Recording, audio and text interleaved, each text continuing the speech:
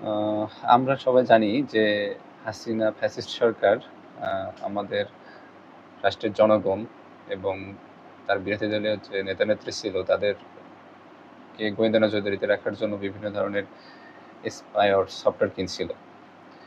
আপনি কি জানেন সে এই কাজে কত টাকা ব্যয় করেছে ঠিক? গতকাল বিজনেস স্ট্যান্ডার্ড একটা রিপোর্ট করেছে। সেখানে তারা বলছে গত 2015 থেকে 2025 সাল পর্যন্ত দীর্ঘ এই 10 বছরে ফ্যাসিস্ট সরকার শুধুমাত্র গোয়েন্দা নজরদারিতে টাকা খরচ করেছে 2,242 কোটি টাকা। 2,242 কোটি টাকা। আপনি ভাবতে পারেন? আমাদের বিশ্ববিদ্যালয়গুলোর বাজেট হয় সর্বোচ্চ হলে 200 কোটি টাকা, 250 কোটি টাকা, 300 কোটি টাকা। সেখানে গোয়েন্দা নজরদারিতে সে নিজের দেশের জনগণের উপর, নিজের দেশের যে বিরোধী দল তাদের উপর গোয়েন্দা নজরদারি করার জন্য, সোশ্যাল মিডিয়া অ্যাক্টিভিস্ট তাদের উপর গোয়েন্দা নজরদারি করার জন্য সে 2,242 কোটি টাকা খরচ করেছে দীর্ঘ 10 বছরে। মানে কি পরিমাণ, মানে মেন্টালি চিট হলে একজন মানুষ এই কাজটা করতে পারে। কিন্তু এখানে একটা ধারণা আমাদের আছে যে আমরা সবাই জানি যে হচ্ছে এই যে যন্ত্রগুলো সে কিনেছে সে হচ্ছে ইসরায়েল থেকে কিনেছে, কিন্তু না, সব থেকে বেশি পরিমাণ ইনস্ট্রুমেন্ট এবং সফটওয়্যার কিনেছে সে যুক্তরাষ্ট্র থেকে।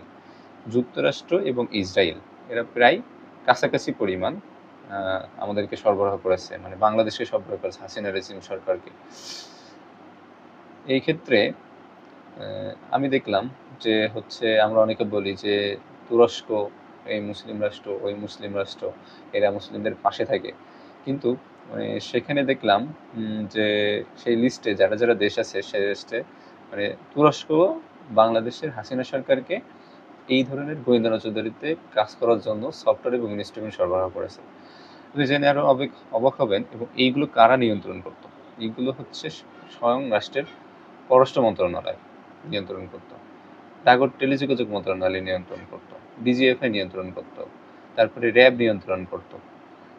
তারা এইগুলোতে নিয়ন্ত্রণ করে বিভিন্ন ধরনের, মানে একেবারে ব্যক্তিগত ফোন কল, ভিডিও চ্যাটিং, তারপরে ভিডিও কল কার সাথে হচ্ছে, সবগুলো তারা সেখান থেকে মানে ট্র্যাক করে নিজেরা রেকর্ড করত। মানে আপনি ভাবতে পারেন একটা দেশের প্রধানমন্ত্রী কি পরিমাণ সাইকো হইলে এই ধরনের কাজকর্মগুলো সে করতে পারে।